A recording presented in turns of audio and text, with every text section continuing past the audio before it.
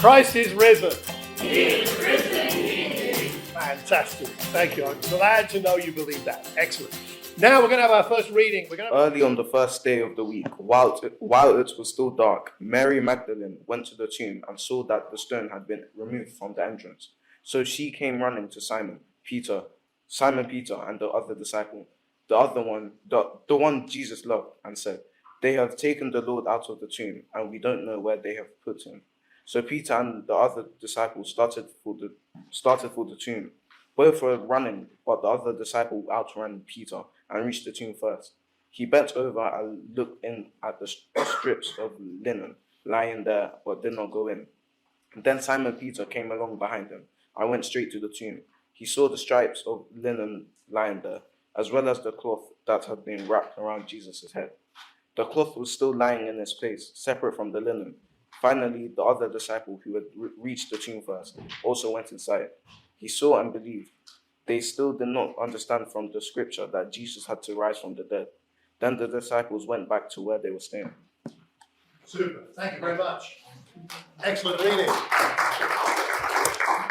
Okay, let me ask you something. Witnesses, right? Witnessing something. What's something you've witnessed that you can share here that maybe no one else here has seen or knows that you've seen? Something special, something you would be happy to tell other people, yeah? Your wife giving birth. No, none of the rest of us. And Becky's very glad none of the rest of us were there at the time. So that's true. Bill? Charging elephants. Charging. You weren't charging the elephants. No. Seeing an elephant charge. Wow. That would be scary and very scary, right? Very drunk. Okay. Drunk elephant. Right. What else? Anything else? Something you witnessed that's special, unusual? Yeah? It's a long time ago when I was living in France, in a very remote part of France, and I was hunting goats at the time, and I remember very clearly one summer evening and watching the sun go down, and then realizing actually the sun wasn't going down behind the mountains on the horizon. Actually, the earth was moving, and that's why the sun, it's the illusion of the sun going down, but actually it's the earth moving up. So it only happened once in all my life. It was an extraordinary moment. Wow. Love to have had like a camera to film that and for posterity. I don't know, it's something that really made, I wasn't Christian at the time, but it really made me think, wow, there must be a God. Something like that. A spiritual experience. Wow. Fantastic. Thank you for sharing that. Anybody else? I would say it's a wild pen I had. The patient I was looking after that had a very high heart rate, and the doctors had to come and stop his heart at the moment, and they have to restart it. So when Becky was sharing this one, that kind of, took me back to that moment, and it was very special and amazing. To see that. To see someone's heart be stopped and restarted.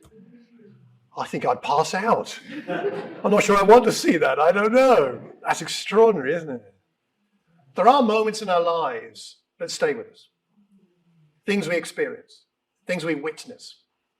Sometimes they're things we don't want to tell anybody else. But sometimes they're things we delight to tell other people. Special moments. And we are talking about perhaps the most special moment anybody could ever have experienced and witnessed to be able to tell somebody else. And what does it mean for you and me? What does it mean?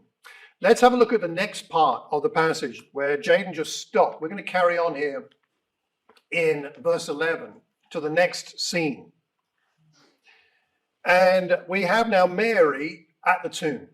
Mary Magdalene at the tomb. She's crying, and as she wept, she bent over to look into the tomb and saw two angels in white seated where Jesus' body had been, one at the head and the other at the foot. And they asked her, "Woman, why are you crying?" Seems like a bit of a stupid question, but they were engaging her in some conversation here. "They have taken my Lord away," she said, "and I don't know where they have put him." Because she doesn't understand it's the resurrection at this point. At this, she turned around and saw Jesus standing there, but she did not realize that it was Jesus. Why do you think she didn't realize it was Jesus? She knew him really well, like her best buddy. She spent about 2 or 3 years following him. Why doesn't she realize it's him? Liesl? Didn't expect to see him. He's dead, right? So that's the last person you would expect to see. Any other possible reasons, you think? Right. I mean, you know what it's like when you're weeping. It's not just a little tear in the corner of the eye here. I mean, she's absolutely beside herself. You actually literally can't see straight. I mean, this is the kind of grief that's going on here. He asked her, "Woman, why are you crying? Who is it you are looking for?" Thinking he was the gardener, she said, "Sir, if you have carried him away, tell me where you have put him, and I will get him." That's some bravery, isn't it? How is she going to get him? How is she going to move the body on her own? What is she going to do with the body? Where is she going to take the body? I mean, this is still a very dangerous circumstance, isn't it? With the Romans having crucified Jesus. I mean, I don't know whether she's not thinking straight or not, but there's a deeper point here of a passionate love and devotion to Jesus, isn't there? I will get him. Jesus said to her, "Mary." She turned toward him and cried out in Aramaic, "Rabboni," which means teacher. Jesus said, "Do not hold on to me, for I have not yet ascended to the Father. Go instead to my brothers and tell them, I am ascending to my Father and your Father, to my God and your God." Mary Magdalene went to the disciples with the news, "I have seen the Lord." And she told them that he had said these things to her. What kind of experience was that? What was it like for Mary? Today I'd like to share a few thoughts about following Jesus and about Jesus himself. And as we look at the following of Jesus, what it means to follow, I think we're going to see some themes that stand out that are relevant to you and me here today. But first of all, let's think a bit about what's going on here and why Mary is so highly profiled. Should we put it that way? So, if we think about the cross for a moment, I did some analysis recently. Here are the names or the identities of the people that we know saw Jesus crucified. They were there at the cross. We got Jesus' mother, Mary, the mother of Jesus. We've got the beloved disciple. This is in John's Gospel, which many people think is the Apostle John, though it's not definite. But anyway, the beloved disciple was there. There are many Galilean women. That's mentioned twice. There are a group of mourning women. There's the mother of the sons of Zebedee. There's Jesus' mother's sister, so Jesus' auntie. There's Mary Magdalene. There's Mary, the wife of Clopas. There's Salome, and Mary, the mother of James and Joseph. They're all at the cross. What do you notice about that collection of people? What stands out to you? Almost all women. There's only one man who's not named. There's also a lot of Marys, which is a bit of a theme. What about the burial? At the burial, we know, there may have been other people, but we know that Mary, the mother of Joseph, was at the burial. We know that there's a group of women from Galilee, as they are described. Nicodemus was there. The other Mary, which we don't know, but that's actually what it says in the scriptures. It just says the other Mary. So, oh well. Mary Magdalene was there and Joseph of Arimathea. Again, we've got a few Marys, and we have also a lot more women than men. We do have Joseph and Nicodemus mentioned by name. We'll come back to them. And what about at the resurrection? In other words, who saw the resurrected Christ like at the time of his resurrection or right around that? We've got, again, the other Mary went to the tomb with spices. They were taking spices to embalm his body further. Joseph of Arimathea had put 75 pounds of spices around Jesus' body, but it wasn't finished, that embalming process. They were going back on Sunday morning to finish the process, or they hoped to. They didn't know how because the stone was across the tomb, but nonetheless, they were going there. So the other Mary was going. The others, they're called, some other women. Salome went to the tomb. Joanna went to the tomb. Mary Magdalene went to the tomb. And Mary, the mother of James, went to the tomb. Again, what do we notice? An absence of blokes. And a lot of Marys, again. and maybe many others. The scriptures don't say these were the people there, and exclusively those were the only people there. There were obviously some other people were involved, some soldiers were involved, but I'm talking about here people who had a relationship with Jesus. Isn't it rather interesting? So if you put that all together on one slide, the green is the men we're aware of. The beloved disciple Nicodemus and Joseph of Arimathea. Joseph of Arimathea, it says, was a disciple of Jesus, and Nicodemus was kind of a secret disciple. He was an undercover disciple in the shadows. But the other Mary, many Galilean women, the others, mourning women, Mary the mother of James, Mary the wife of Clopas, Salome, Mary Magdalene, Joanna, Jesus' mother sister, Mary the mother of Joseph, mother of Zebedee's sons, Mary mother of James and Joseph, Jesus' mother Mary. And maybe there's some overlap there with some of the Marys that might be the same Mary, but we're not quite sure. But nonetheless, we have a whole gaggle of women, not very many men. And why did that happen is one question. And why is it recorded that way is another question. And we're asking this question for a number of reasons, but part of the reason is, in case you're not aware, in the church here, we've just begun a series looking at men and women in the Bible, which I've subtitled A Divine Harmony. There's meant to be a real harmony between men and women. And so often in this world there is not. And we're examining what the Bible teaches about the role of men and women and how we work together for the glory of God, bringing all of our gifts together for the glory of God and the edification of the church and to the reach of the world. And we're looking in particular at examples. On Sundays, that's what we're doing. Today, we're looking at the women around the tomb. Other weeks, we'll look at Adam and Eve. We'll look at Deborah and Barak from the Old Testament, Esther and Mordecai from the Old Testament. We'll look at Jesus and the Samaritan woman. We'll look at Jesus and the woman caught in adultery. We'll look at various men and women's interactions as we go through on Sundays. So that's what we're doing here. But let me share a couple of thoughts, and then we'll be taking bread and wine shortly, because as we take the bread and wine that symbolizes the body and blood of Christ, we are recognizing the sacrifice that he made to then enable God to give him this new life, which is then yours and mine as well. So the first thing I want to talk about is the very daring discipleship we see here. To be at the cross, to be at the tomb, at the burial, and to be at the tomb when Jesus was resurrected and around that was dangerous territory. Recently, Luton played Watford.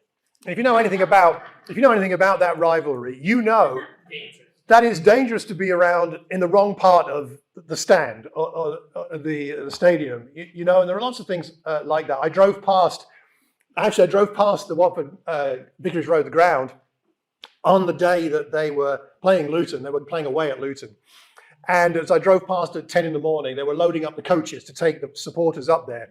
And I saw lots of Watford men drinking lots of Heineken and Carling and finishing off many cans before they got on the coach. I'm not sure I would have liked to have been there, either there or the other end. I don't know. But there are some places you know it's a bit dangerous, you don't want to be.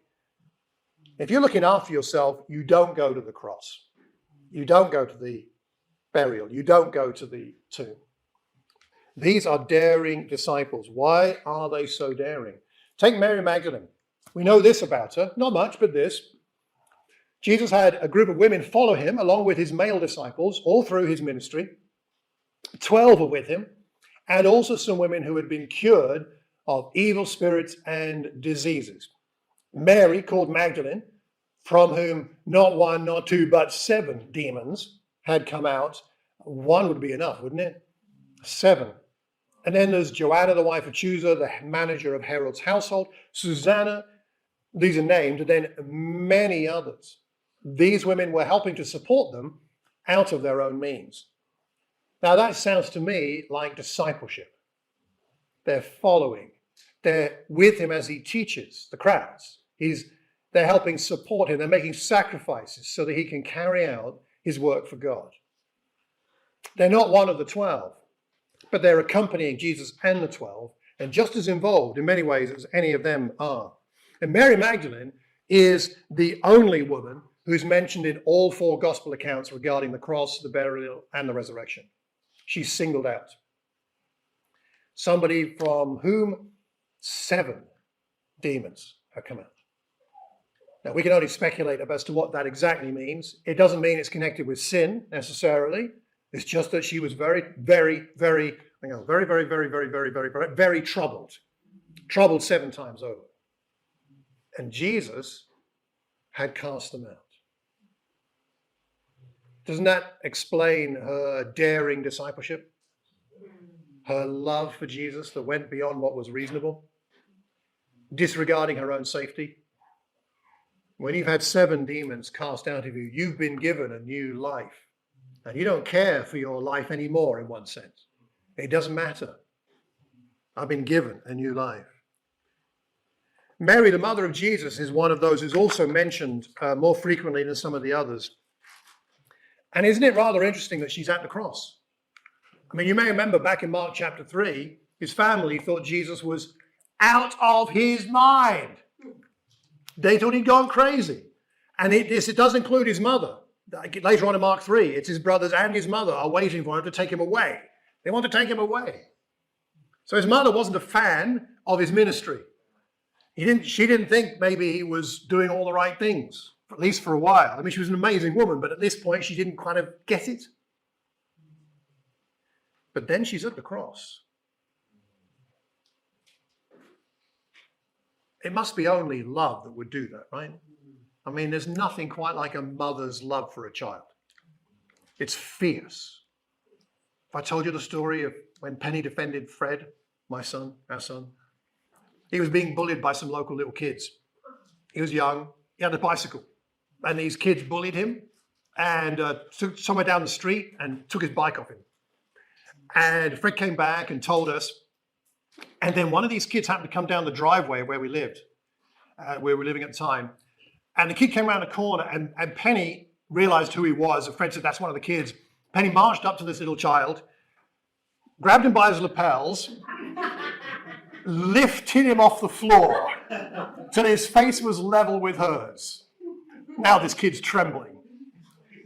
And she said, don't you ever do that to don't you ever touch my son, don't you ever, and put him down. The kid just ran off. And we never had any trouble with that child ever again. And Fred was so proud of his mum, right? I mean, I was proud of her too. And there's nothing, don't get between a mother and her child, right? There's a certain kind of loyalty, a certain kind of depth of courageous love that a mother has. And even though she may not have fully understood, she was there, powerfully there. And of course, we do know that maybe just prior to this time or at this time, she did come to believe in who Jesus was. Because in Acts chapter 1, very shortly after this, they're having a prayer meeting for the people that are left behind, right? They're upstairs, and the people present are the apostles, and they join together constantly in prayer, along with the women, there's lots of women, we already know that, and Mary, the mother of Jesus, and with his brothers. She is a disciple, loyal and brave. And she had, it must have been so difficult to her. I heard someone say this recently, I thought it was so touching. Mary, his mother, she's the one that at birth, saw his eyes open for the first time. And she's the one that saw his eyes close for the last time on the cross, encompassing the whole of his earthly life in that sense. And she was told by Simeon in a prophecy in Luke 2 that a sword will pierce your own soul. What was it like then to see her son be pierced with a spear? I don't want to claim too much connection, but what did it do to her heart when that was thrust into Jesus' heart? So intense. These women were brave disciples, and it's highlighted for us. And we'll come to that in a second. So I will also just mention Joseph and Nicodemus briefly. Joseph and Nicodemus is rather interesting because they're kind of secret in the shadows disciples, but they're highlighted here. We don't hear almost anything else about them in the Gospels. But here, Joseph goes to Pilate and says, can I have the body? Which is a dangerous thing. And then takes Jesus' body and puts it in his own tomb. He's a rich man. He's got a rich man's grave It must be a nice tomb. And he uses his own tomb. I mean, there's a sacrifice, isn't it? That should have been his. And what is Jesus? I mean, he's a dead guy now. And as far as Joseph of Arimathea is concerned, he failed. He was supposed to be Messiah. He's supposed to start the new era for Israel, and it hasn't happened. He's now dead. And even though it looks like a failure, he still takes Jesus' body and puts it in his own tomb. There's something loving about that. I don't think he does that out of duty or because he thinks, okay, I'll put him in my tomb because I know in 2 days' time, in 3 days' time, he's going to raise from dead. It's going to be my tomb he comes out of, and I'll be famous forever. I'll be the one. I don't think he's thinking that way. I just love Jesus, and I want him to have my tomb. It's love that motivates this. And Nicodemus is hanging around as well. They're helping out. These are all, the men and the women involved in some ways are what could be described as marginal disciples. Not just, I'm saying that they're unimportant, but because they're not highlighted in the Gospels, and yet they're here at the end and highlighted, significantly highlighted. There must be a reason for this. And they are terrified, as somebody said earlier. At the account of the resurrection, the guards are afraid. The angel said to the woman, "Don't be afraid." The women hurried from the tomb, afraid. And then Jesus says to them, "Don't be afraid." I mean, everybody's afraid. There's fear everywhere going on right here. They're not triumphant. They're not going into this whole experience of seeing the risen Christ as fantastic. I get to see this. They're terrified by everything. And the women, and Mary Magdalene in the passage we heard earlier, she goes to tell the disciples a frankly nonsensical message. They're not expecting the resurrection. She's going back to tell them something that's going to make her sound mad. I've seen him. What do you mean? I mean, it doesn't make any sense. She's going back to tell them about an event no one expected, and she's also going to tell them something as someone who in that culture and society was an invalid witness. You may know in Judaism at that time, but also in the Greek and Roman culture of the day, women's witness to something was not considered valid if it was something like a court of law. Women didn't give testimony in a court of law because they were considered not to be reliable witnesses. And so what we're seeing here is Jesus, God, the Holy Spirit are reordering things in such a way as to make a point that should be really obvious to us, which is that God doesn't do the things the way the world does them. And this invalid witness is the prime witness. And not only prime, but put their front of stage, and God is saying to the apostles mark you. I mean, Peter, James, and John, and all those guys, the apostles, he's saying, listen to this woman. The woman who had 7 demons cast out of her. Listen to her. She is my, you could say, apostle, because apostle means missionary, means someone sent with a message. Here is my apostle. Listen to this apostle, so you apostles can get on with doing what you're meant to do. Isn't that amazing? I think it is quite something. It is very countercultural, not what anybody was expecting. So my point here, and I'm going to wrap up with a couple of thoughts about Jesus, is that the courage to be a loyal disciple is available to any one of us. You can be courageous in your loyalty to Jesus, no matter how you feel about yourself, what society says about you, what the prevailing culture is. You matter as a witness. You matter as much as anybody else, whether you're a man or a woman, old or young, from one culture or another. It doesn't matter. Every single person can be a valid witness to Jesus Christ. You might be considered marginalized in this world, but Jesus never considers you marginalized. You are as valuable as anybody else. You might be the most vulnerable person in your situation compared to others, but that doesn't mean you don't have something of value. And if you are loyal and loving to Jesus, he'll still use you. You can be a good, powerful witness. Just to wrap up thinking about Jesus for a minute, one of the things I love about this account in the garden, where he meets Mary Magdalene, is that for all of his power, and he has just been raised from the dead, by the way. I mean, that's like a big deal in your life. If you've just been raised from the dead, and you would be excited, right? And generally speaking, don't know about you, but when I get excited, I get a bit less sensitive. I'm not as sensitive towards people as when I'm really excited about something. But here is Jesus, who's had an unique experience no one has ever experienced, no one ever will in the same way that he did. And Mary comes around him, and he's gentle with her, isn't he? He's not harsh. He's not demanding. He just says, "Woman, why are you crying?" He wants to engage with what's going on for her. Why are you crying? Who are you looking for? Being helpful, being kind. And she tells him, well, I don't know where they put him. I want to go find Jesus. Doesn't realize it's him. If you carried him away, tell me where you put him. And she says, just Mary. And it's at that point, somehow, the penny drops. And she realizes who it is. Why does Jesus take this approach? I suggest, at least, he takes this approach because he genuinely cares about her as an individual. He doesn't come out of the tomb and go, ta-da, here I am, everybody. Mary, there you are. Go and tell the apostles. So-and-so, go and tell somebody else. Go and off you go. You've got your orders. Off you go. He could have come out and just laid out a proclamation. He could have written it in the sky. He could have done anything. But he talks to a vulnerable, disregarded woman on a personal level. He cares about her. He wanted her to know she was special to him. The culture, she wasn't special to the people in the culture. She wasn't special to the men in that culture. But she was special to Jesus. He treated women in a way they were not used to. Why else would crowds follow him all the way from Galilee? That's a long way. Presumably they had to save up and get some cash and money and different things to be able to travel with him. It's because they felt special.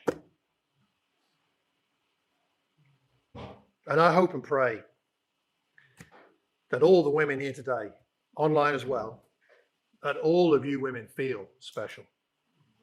I mean, at least to Jesus. Jesus feels special about, you're special to him. And I hope and pray that as a congregation, we can be the kind of place where all the women in this church feel special. Like you matter. That you're cared about. By the men and by each other. Maybe it's not the core message of the resurrection. The core message of the resurrection is that we have new life. But we talk about that a bit more often. But perhaps the other part of what we're seeing here, the way that the resurrection is being shown to us, is to remind us that everybody matters to God, especially those who feel marginalized or vulnerable.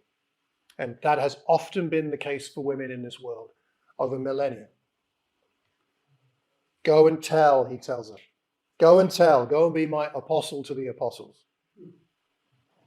And of course, they go on to do the same. Just before we take the bread and wine, let me put one last thought in your head. This encounter with Jesus for Mary Magdalene takes place in a garden. Jesus is the new Adam, the Apostle Paul tells us.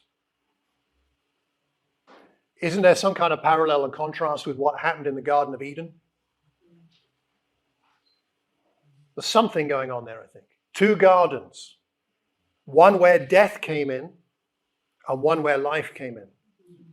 One where a woman and a man did not work well together.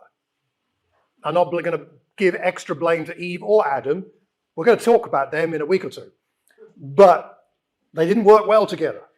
And here we see a woman and a man, you could say, working well together. We see the death brought in Eden. We see life given here in this garden where the tomb is. So we take bread and wine because we have new life, because the curse has been reversed. And the enmity between men and women has been healed. And we can show God to the world by our harmony here. as we care about each other in the way that Jesus cared for men and women. Perhaps I'm the wrong person to bring this message. Somebody sent me this thing the other day. In the interest of biblical accuracy, all the preaching about the resurrection this Easter Sunday will be done by women. Maybe that's how it should be. I don't know.